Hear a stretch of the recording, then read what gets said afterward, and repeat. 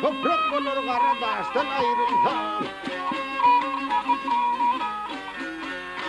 Akin olup ağdırılıp akar bulunur, çille de olup karlar ıstan ayrılsam.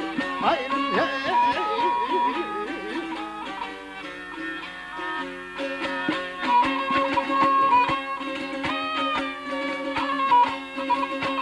Ağzına hor silimi ilim yurdunu gayret eder görse yarım verdini.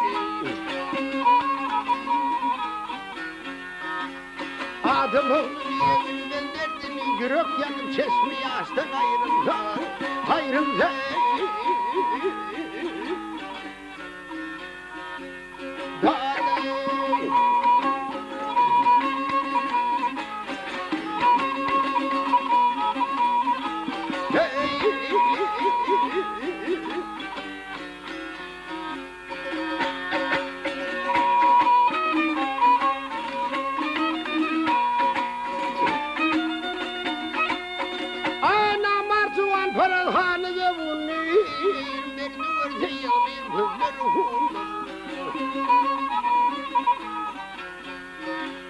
Dostu garip kalsın dertler memnunum namar dostu sevmez kulun ayrılsa ayrılsa.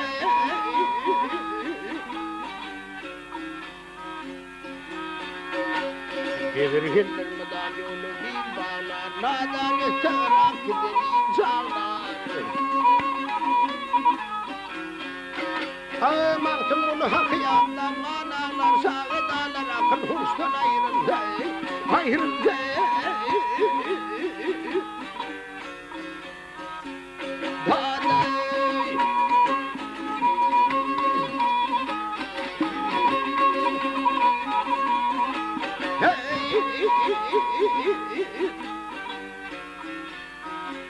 Ay maktımını hakkı yanlar manalar sağı dağlar akıl huştan ayrılsa.